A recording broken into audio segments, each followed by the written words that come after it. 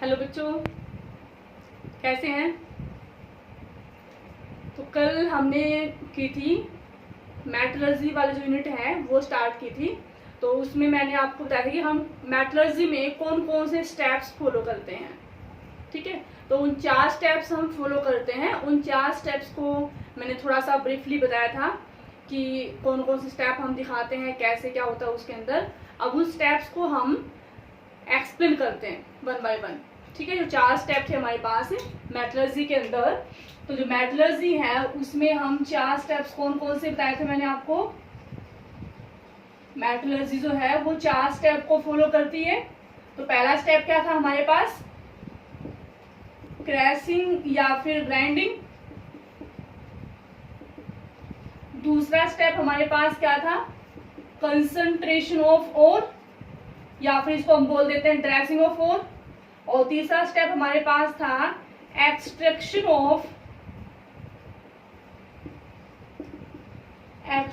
Of crude metal. And fourth step क्या होता है इसमें, रिफाइनिंग। तो ये 4 स्टेप हमारे पास थे। तो पहले स्टेप में हम बारीक पीसेंगे, बारीक करेंगे और पार्टिकल्स को, ओर्स को। एंड सेकंड स्टेप में क्या करते हैं, जो अर्थी इम्प्योरिटीज हैं उनको रिमूव करते हैं। थर्ड स्टेप में क्या करते हैं, अर्थी इम्प्योरिटीज को रिमूव करने के बाद जो ओर है हमारे पास उसका पहले हम दिखाते हैं ऑक्सीडेशन, उसके बाद हम करते हैं उसका रिडक्शन। और रिडक्शन करने के बाद हमें क्रूड मेटल ऑब्टेन होता है। और क्रूड मेटल जो वो इम्प्योर फॉर्म में होता है, तो उसको हम प्योरीफाई करने के लिए जो लास्ट स्टेप है रिफाइनिंग का, मीन्स प्योरिफिकेशन हम फॉलो करते हैं। ये मैंने कल आपको बताया भी था। अब इसमें तो ये पहला जो स्टेप है इसको तो मैंने बता भी दिया था कि इसमें ज्यादा कुछ नहीं है। क्या करते हैं भाई, जो भी और पार्टिकल्स है ना वो बड़े बड़े होते हैं।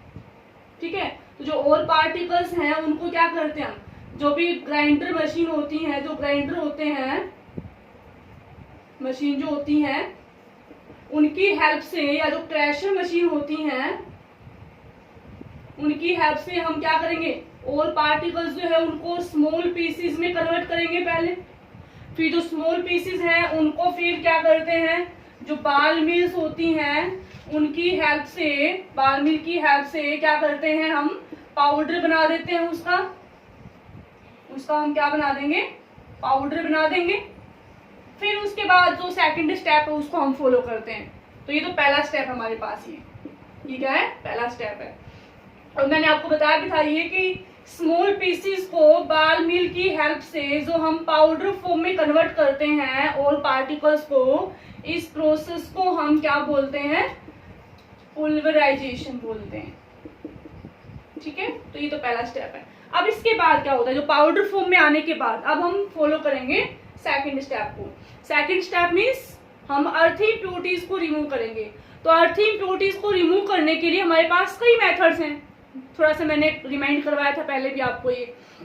तो वो कौन कौन से मेथड्स हैं हमारे पास, उनको कैसे अप्लाई करते हैं वो करते हैं आज ही हम। ठीक है, तो जो सेकंड स्टेप है कंसंट्रेशन ऑफ ओर, ये दिखाते हैं। इसको रब कर देती हूँ। तो सेकंड जो स्टेप है, जो मेन जो स्टेप है सेकंड मेटलर्जी का, सेकंड स्टेप जो है वो हमारे पास क्या है, कंसंट्रेशन ऑफ ओर या फिर ड्रेसिंग ऑफ ओर।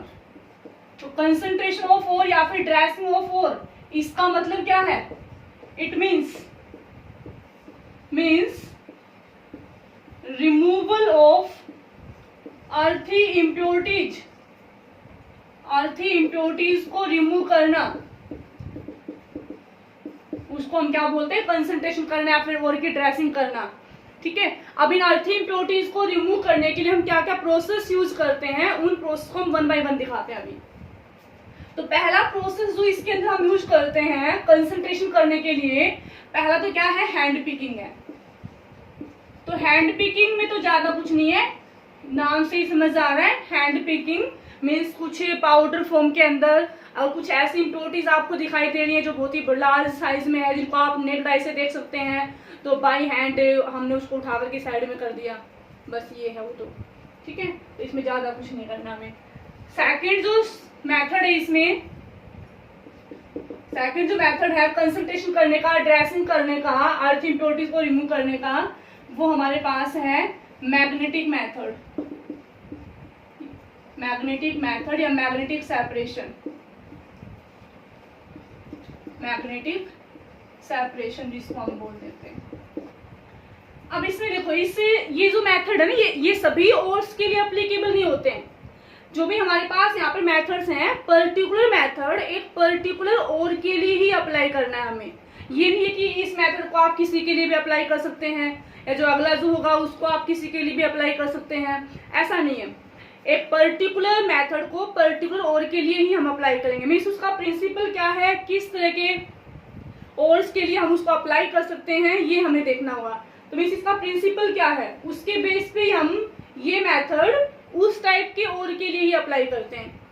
तो इसका प्रिंसिपल क्या है, मीन्स मैग्नेटिक मेथड जो है वो हमें उन्हीं ओर्स के लिए अप्लाई करना है जिनमें से या तो ओर पार्टिकल्स या फिर इम्प्योरिटीज, जो अर्थ इम्प्योरिटीज है वो, उन दोनों में से अगर एक का नेचर कैसा है, मैग्नेटिक नेचर है अगर दोनों में से एक का, तो फिर हम ये मेथड अप्लाई करेंगे, अदरवाइज नहीं करेंगे ये।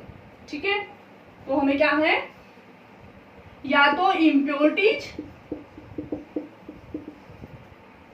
या फिर और पार्टिकल्स,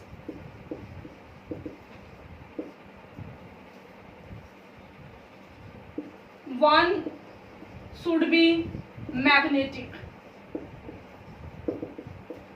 इन नेचर। दोनों में से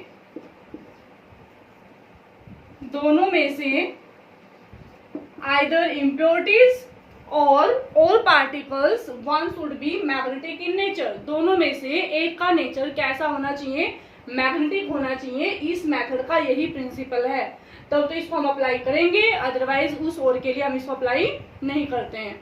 ठीक है, अब जैसे एग्जांपल ले लें हम, जैसे हमारे पास हेमेटाइट है, आयरन का एक और है ये हेमेटाइट, Fe2O3। मैग्नेटाइट है, मैग्नेटाइट Fe3O4। ठीक है, पायरोलूसाइट है, पायरोलूसाइट,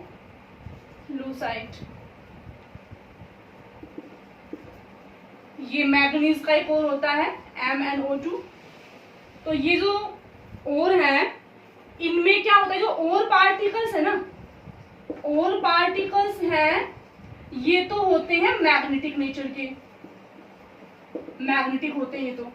और जो इम्प्योरिटीज है इनके अंदर, जो इम्प्योरिटीज हैं वो होती हैं नॉन मैग्नेटिक।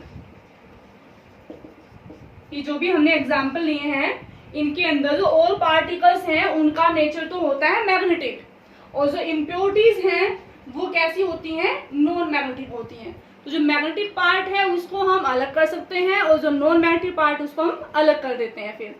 ठीक है, तो ये तो ऐसे एग्जांपल जिसमें और पार्टिकल्स क्या है, मैग्नेटिक नेचर के होते हैं। एक हमारे पास होता है टिन स्टोन, टिन स्टोन का फॉर्मूला होता है SnO2। ये जो और है, ये जो और हमारे पास है, ये होता है नॉन मैग्नेटिक, नॉन मैग्नेटिक है। और इसके साथ जो इम्प्योरिटीज होती है ना, इसके साथ जो इम्प्योरिटीज हैं वो कैसी होती हैं, मैग्नेटिक नेचर की होती हैं। तो चाहे वो और पार्टिकल हो और चाहे वो इम्प्योरिटीज हो, दोनों में से हमें तो ये देखना है कि एक मैग्नेटिक है या नहीं है। एक मैग्नेटिक होना चाहिए, दूसरा वाला नॉन मैग्नेटिक होना चाहिए। ऐसा कोई कंपल्सरी नहीं है कि इम्प्योरिटीज ही मैग्नेटिक हो या फिर जो और पार्टिकल्स हैं वही मैग्नेटिक हो, दोनों में से कोई भी हो सकता है। ठीक है, तो दोनों में से कोई भी क्या हो, मैग्नेटिक हो एक दोनों में से, तो उस टाइप के लिए हम ये वाला मेथड अप्लाई करते हैं। तो ये कुछ एग्जांपल्स हमारे पास हैं। अब इसमें होता क्या है, करते कैसे हैं, इसके अंदर हमारे पास एक रोटेटर व्हील होते हैं, एक दो व्हील होते हैं हमारे पास। ये एक तरह से मतलब ये एक मशीन ही लगाओ एक टाइप की, ये व्हील ले लिया हमने। अब इनके ऊपर ना एक बेल्ट लगी होती है, ऐसे रोटेटिंग बेल्ट लगी होती है। इनमें से ये जो व्हील है ना, ये होता है नॉन मैग्नेटिक, ये नॉन मैग्नेटिक है, और ये वाला जो व्हील है ये होता है मैग्नेटिक। ठीक है, ये बेल्ट ऐसे रोटेट करती है नॉन मैग्नेटिक से मैग्नेटिक की तरफ, ऐसे चलती है बेल्ट। ये एक रोटेटिंग बेल्ट लगी होती है इसके ऊपर। अब क्या करते हैं, एक चार्ज हुपर की हेल्प से, एक चार्ज हुपर लिया हमने, मतलब इसमें से हम जो और पार्टिकल्स वो डालेंगे, इसमें से जो और पाउडर है हमारे पास या फिर जो और पार्टिकल्स है वो डालते हैं इसके ऊपर, बेल्ट के ऊपर। अब जब बेल्ट रोटेट करती है तो जो और पार्टिकल्स हैं वो भी रोटेट करेंगे। ठीक है, अब इस व्हील का नेचर कैसा है, मैग्नेटिक। तो जो पार्ट मीन्स और या फिर इम्प्योरिटीज दोनों में से जिसका नेचर मैग्नेटिक है वो तो इस व्हील के साथ यहाँ तक आएगा उसका लेवल, तो और फिर आगे आगे मैग्नेटिक नेचर कुछ, मतलब मैग्नेटिक पार्ट कुछ है नहीं, ये व्हील जो है वो क्या है, मैग्नेटिक नेचर का है, तो उससे वो चिपकता हुआ जो एक हिस्सा है वो तो यहाँ पे गिर जाएगा। और जिसका नेचर मैग्नेटिक नहीं है वो जैसे बेल्ट रोटेट होगी ऐसे, तो वो तो वहीं पे गिर जाएगा ना, क्योंकि उसका नेचर तो मैग्नेटिक है नहीं, तो वो वहीं पे गिर जाता है। तो इस तरह से हमारे पास ये दो ढेर बन जाते हैं। ये वाला कौन सा है, नॉन मैग्नेटिक वाला पार्ट है ये, और ये वाला पार्ट कौन सा है, मैग्नेटिक वाला पार्ट है। अब चाहे वो इम्प्योरिटीज हो चाहे वो और है जो भी है, तो हम दोनों को ऐसे अलग अलग कर देते हैं, इम्प्योरिटीज अलग हो जाएंगी और पार्टिकल्स अलग हो जाते हैं। तो इस तरह से चलता है इसके अंदर ये।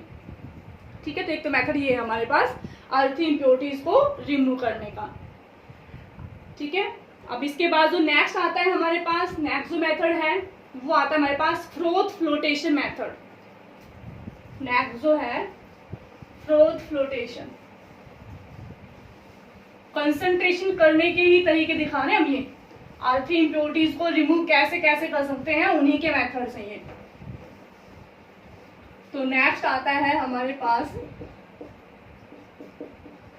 Froth flotation method.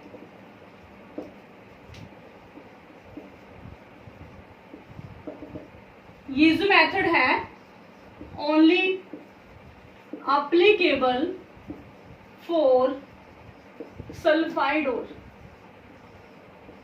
जो सल्फाइड ओर होते हैं ये उन्हीं के लिए एप्लीकेबल है। ये एक पॉइंट आप ध्यान रखेंगे, ये मतलब छोटे क्वेश्चन में जाते हैं इनके ऊपर, जो फ्रोथ फ्लोटेशन प्रोसेस है उसको हम किस टाइप के ओर के लिए अप्लाई करते हैं, तो आप क्या बताएंगे, सल्फाइड ओर के लिए। सल्फाइड ओर जैसे मतलब ZnS है, जिंक सल्फाइड, PbS है, for example zinc sulphide, lead sulphide, PbS, copper sulphide. ठीक है, इस तरह से मतलब जो भी सल्फाइड ओर है उन्हीं के लिए एप्लीकेबल होता है ये, पहली बात। ठीक है, दूसरी बात, इसका प्रिंसिपल क्या है, फिर इस मेथड का प्रिंसिपल क्या है। प्रिंसिपल मतलब ये किस, इसका मतलब ये किस लेवल पे काम करता है ये। तो ये इसका प्रिंसिपल क्या है कि जो और पार्टिकल्स होते हैं इसमें, जो और पार्टिकल्स होते हैं ये तो होने चाहिए, शुड बी ऑयल वेटेड, वो तो ऑयल वेटेड होने चाहिए। एंड जो इम्प्योरिटीज हैं, impurities should be water wetted, वो वाटर वेटेड होनी चाहिए। मीन्स और पार्टिकल्स तो तेल में भीग जाने चाहिए और जो इम्प्योरिटीज हैं वो पानी में भीग जानी चाहिए। अगर ऐसा कुछ है उस ओर में तो हम ये वाला मेथड अप्लाई कर सकते हैं। अब हमने पहले क्या बोला कि सल्फाइड्स के लिए एप्लीकेबल है। इट मीन्स जो सल्फाइड ओर होते हैं उनका नेचर कैसा होता है, वो होते हैं ऑयल वेटेड। जो सल्फाइड ओर हैं वो ऑयल वेटेड होते हैं, इसीलिए हम इस मेथड को सल्फाइड ओर के लिए अप्लाई करते हैं। इसमें देखो यहीं पर ही इतने से पार्ट में हमारे पास दो क्वेश्चन अराइज हो जाते हैं। एक तो इस मेथड को हम अप्लाई किसके लिए करते हैं, सल्फाइड ओर्स के लिए अप्लाई करते हैं। दूसरा क्वेश्चन क्या पुट हो जाता है कि सल्फाइड ओर्स के लिए ही इस मेथड को अप्लाई क्यों करते हैं, ये उन्हीं के लिए ही अप्लीकेबल क्यों है।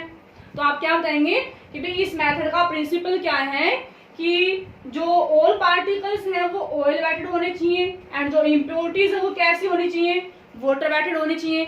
और सल्फाइड ओर्स का नेचर होता है कि वो ऑयल में इजीली से वेट हो जाते हैं, ठीक है, इसलिए हम सल्फाइड ओर्स के लिए ही इस मेथड को यूज करते हैं, ठीक है। 2 पॉइंट यहाँ पर हमारे पास हो गए। फिर तीसरा पॉइंट कि इसका प्रिंसिपल क्या है। मेनली है ना इनमें प्रिंसिपल बहुत पूछते हैं, प्रिंसिपल विद एग्जांपल्स, तो इनका सभी का प्रिंसिपल आपको याद होना चाहिए, किसके लिए अप्लाई करते हैं, कौन कौन से ओर्स के लिए अप्लाई करते हैं, वो एग्जाम्पल आपको याद होने चाहिए अच्छे से। एग्जाम में इसी टाइप के क्वेश्चन पूछते हैं इसके ऊपर, ठीक है। अच्छा, ये तो हो गया इसका प्रिंसिपल, ये एग्जाम्पल बता दिया हमने। अब करते कैसे इसके अंदर, फिर कैसे करेंगे इसमें।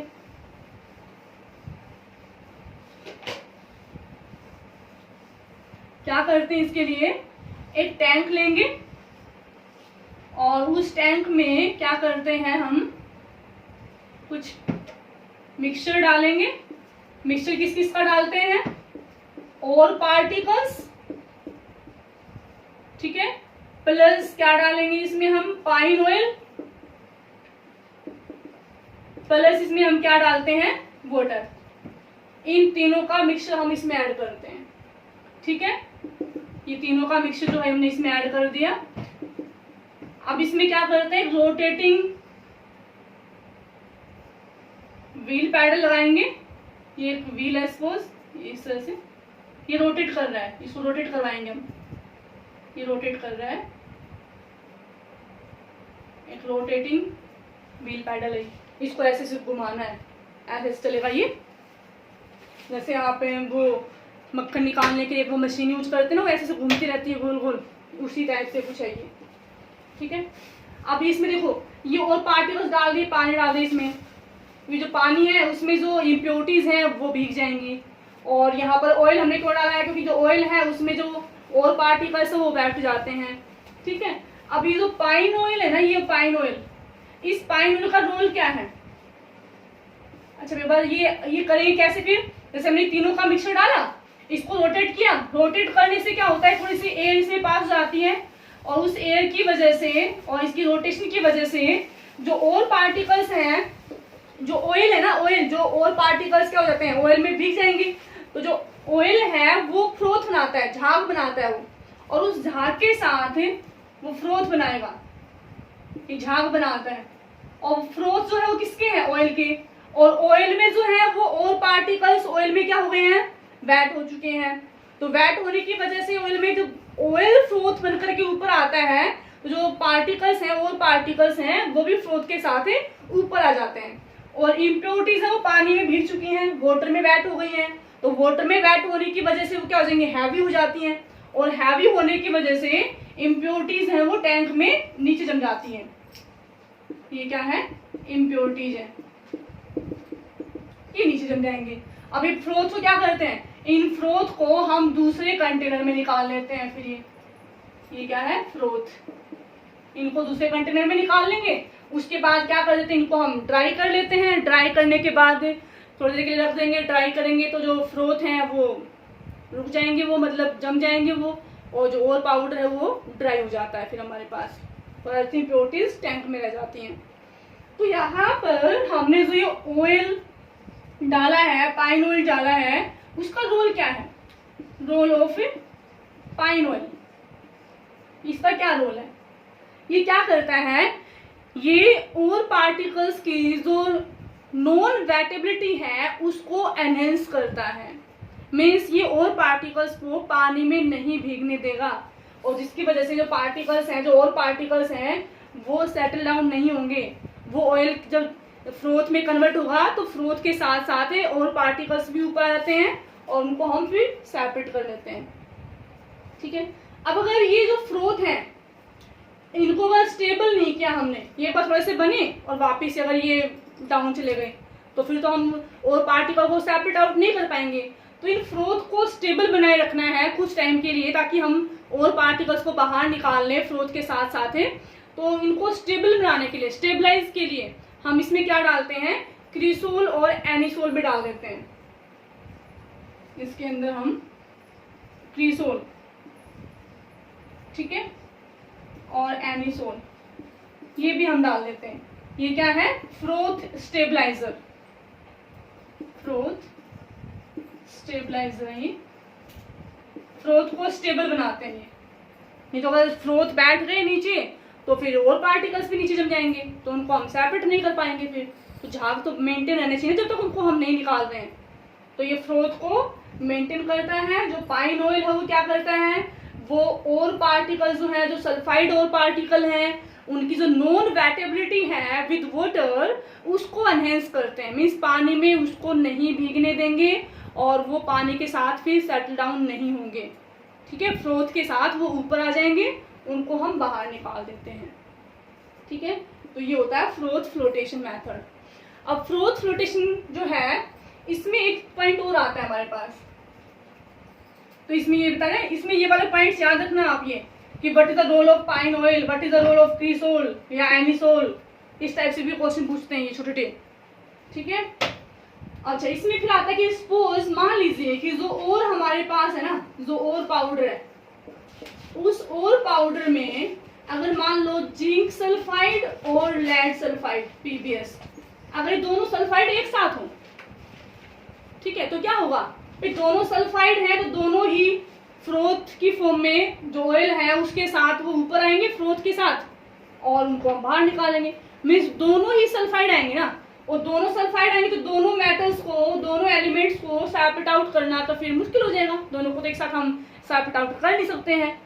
तो क्या करें कि दोनों सल्फाइड के बजाय एक सल्फाइड ही ऊपर आए और एक जो है वो इम्प्योरिटीज के साथ नीचे टैंक में ही रह जाए, कुछ ऐसा कर दें हम। तो क्या करते हैं उसके लिए? तो अगर मिक्सचर की फॉर्म में आ जाता है हमारे पास सल्फाइड और हैं, अगर वो मिक्सचर की फॉर्म में हो तो हम एक सब्सटेंस यूज करते हैं। क्या यूज करते हैं? डिप्रेसेंट। हम डिप्रेसेंट का यूज करते हैं, यूज ऑफ डिप्रेसेंट। डिप्रेसेंट क्या होता है?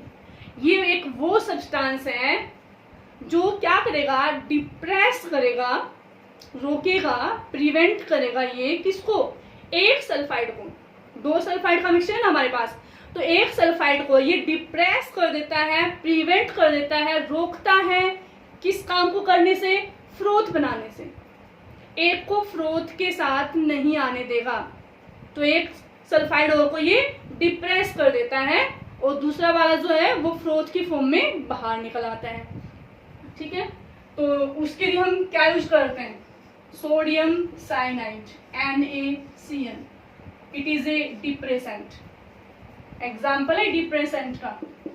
तो पूछ लेते हैं यहाँ पर, ये वाला एक नेक्स्ट क्वेश्चन अराइज हो गया इसी वाले मेथड में कि what is the role of NaCN। NaCN का रोल क्या है in the froth flotation process में? NaCN का रोल क्या है? सोडियम साइनाइड का रोल क्या है? तो आप क्या बताएंगे कि it act as a depressant. ये एक डिप्रेसेंट का काम करता है। मीन्स ये क्या करता है? वन ऑफ द सल्फाइड और को ये डिप्रेस करता है। किस लिए डिप्रेस करता है? फ्रोथ बनाने से। उसको रोकता है फ्रोथ बनाने से। ठीक है, और इन दोनों में से किसको रोकता है? ये रोकता है जिंक सल्फाइड को। ये जो NaCN है ये क्या करता है? ये जिंक सल्फाइड के साथ कंबाइंड होकर के एक कॉम्प्लेक्स बना लेता है। ठीक है, और वो जो कॉम्प्लेक्स है वो फिर इस टैंक में नीचे सेटल डाउन हो जाता है। फिर जो लेड सल्फाइड है सिर्फ वही ऑयल के साथ वेट होगा और वही फ्रोथ की फॉर्म में बाहर आ जाएगा ये, और उसको हम सेपरेट आउट कर लेते हैं। ठीक है, तो ये वाला पॉइंट आप याद ध्यान रखना है इसमें कि डिप्रेसेंट क्या होता है ये। ठीक है, तो ये हमारे पास है फ्रोथ फ्लोटेशन मेथड है ये। अच्छा, इसके बाद नेक्स्ट मेथड आता है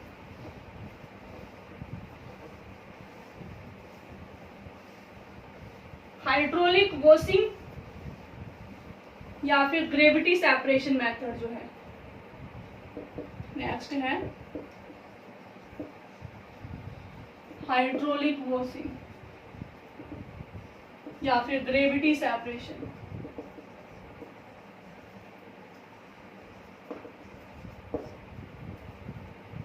तो हाइड्रोलिक वॉशिंग या ग्रेविटी सेपरेशन मेथड जो है, इसका प्रिंसिपल क्या है?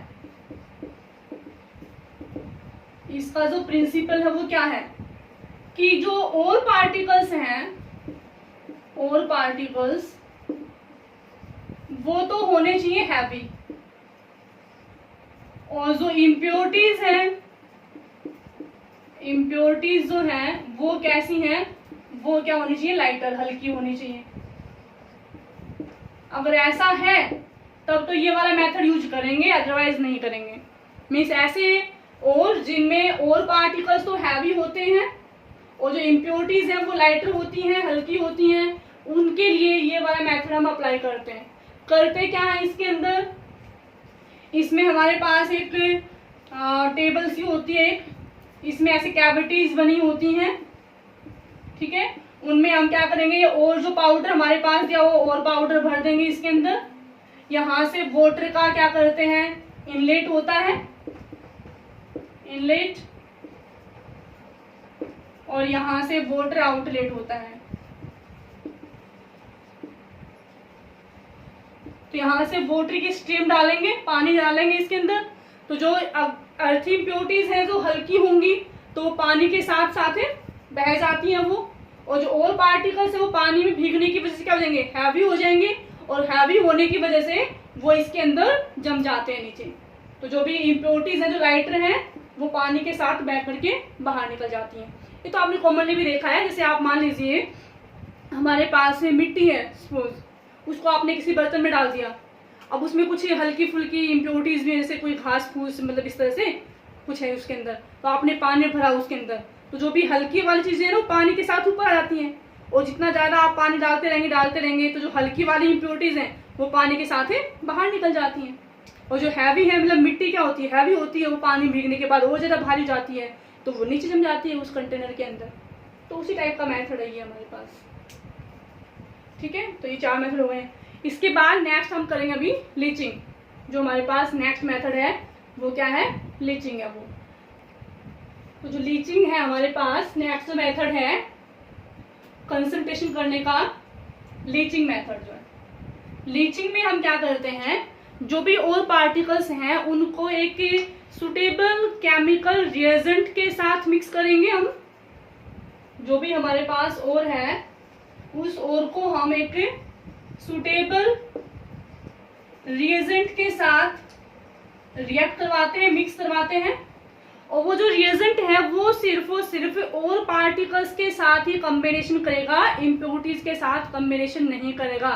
मतलब ऐसा होना चाहिए वो जो सुटेबल हम जो रिएजेंट ले रहे हैं वो ऐसा होना चाहिए कि वो सिर्फ और सिर्फ और पार्टिकल्स के साथ ही रिएक्ट करे, इम्प्योरिटीज के साथ वो कंबाइंड ना हो, ऐसा हम रिएजेंट लेते हैं। और उस सुटेबल रिएजेंट को हम क्या बोलते हैं, फिर लीचिंग रिएजेंट बोलते हैं, ठीक है।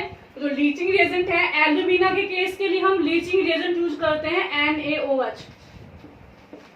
NaOH it is the leaching reagent for alumina, alumina के केस के लिए। और गोल्ड एंड सिल्वर के लिए जो हम लीचिंग रिएजेंट यूज करते हैं फॉर गोल्ड एंड सिल्वर के लिए, वो हम यूज करते हैं NaCN या फिर हम यूज करते हैं KCN। NaCN या फिर KCN, सोडियम साइनाइड या फिर पोटेशियम साइनाइड है। These are the leaching reagent for the gold and silver. यही एग्जाम्पल हमारे पास इसमें लीचिंग के लिए। तो ध्यान रखिएगा, इसमें पूछ लेते हैं ये कि एल्यूमिना के लिए जो लीचिंग रिएजेंट है वो क्या है, सिल्वर एंड गोल्ड के लिए क्या है, या फिर ऐसे पूछ लेते हैं कि what is the role of NaOH in the extraction of aluminium from alumina. तो आपको क्या दिखाना है कि ये एक लीचिंग रिएजेंट है, ये और पार्टिकल के साथ कंबाइंड होकर के एक कॉम्प्लेक्स बनाता है एंड इम्प्योरिटीज को रिमूव करने में हेल्प करता है ये, ठीक है। तो एल्यूमिना केस में हमने देखो यहाँ पर दिखाया, ये रिएक्शन दिखानी होती है इसमें, फिर ये रिएक्शन आप अच्छे से याद कर लेंगे, रिएक्शन याद कर लेना आप इनके अंदर ये। तो एल्यूमिना के लिए लीचिंग रिएजेंट क्या है, सोडियम हाइड्रोक्साइड, और गोल्ड एंड सिल्वर के लिए क्या है, सोडियम साइनाइड या फिर पोटेशियम साइनाइड भी हम ले सकते हैं लीचिंग रिएजेंट। तो लीचिंग रिएजेंट क्या करता है, ये इस एल्यूमिना के साथ कंबाइंड होकर के एक कॉम्प्लेक्स बनाएगा और इम्प्योरिटीज क्या होती हैं, अलग हो जाती है। तो इम्प्योरिटीज पहले स्टेप में अलग हो जाती हैं, लेकिन हमें और का कॉम्प्लेक्स नहीं चाहिए, हमें तो क्या चाहिए, और पार्टिकल चाहिए ना हमें। तो अपने जो इम्प्योरिटीज से रिमूव करने के बाद तो क्या करते हैं, फिर उस कॉम्प्लेक्स को किसी भी सुटेबल और कोई एक सब्सटेंस के साथ रिएक्ट करवाते हैं तो जो कॉम्प्लेक्स में हमारे पास जो सोडियम था ये अलग हो जाता है और ये हमें और पार्टिकल्स मिल जाते हैं। ऐसे यहाँ पर गोल्ड एंड सिल्वर में भी ऐसे होता है, रिएजेंट के साथ रिएक्ट करवाया, कॉम्प्लेक्स बना, उस कॉम्प्लेक्स का फिर हम क्या करते हैं, इसका हम रिडक्शन करवाते हैं। यहाँ पर भी हमने रिडक्शन करवाया। ये यहाँ पर जो ये जो लीचिंग रिएजेंट है ये इस और का क्या करता है, ऑक्सीडेशन। ये पहले स्टेप में यहाँ पर क्या हो रहा है, ऑक्सीडेशन, और दूसरे स्टेप में क्या हो रहा है यहाँ पर, रिडक्शन। तो ये रिडक्शन करवाया, कॉम्प्लेक्स का रिडक्शन करवा करके ये बन जाता है हमारे पास। ऐसे यहाँ पर है, ये पहले इस रिएजेंट के साथ रिएक्ट करवाया, एक कॉम्प्लेक्स बना, फिर इस कॉम्प्लेक्स का जिंक के साथ रिडक्शन करवा करके और ये सिल्वर और जो है वो अलग हो जाते हैं और हमारे पास ये अदर जो पार्ट है वो अलग निकल जाता है। ठीक है, तो ये है लेचिंग मेथड। तो एक कंसंट्रेशन करने के मेथड है कुछ जिनको हमने बता दिया 1 by 1। तो 2 स्टेप हो गए मेट्रोलॉजी के। जो थर्ड स्टेप है वो कल करते हैं। ठीक है, पढ़ते रहना बेटा। Okay, bye, take care.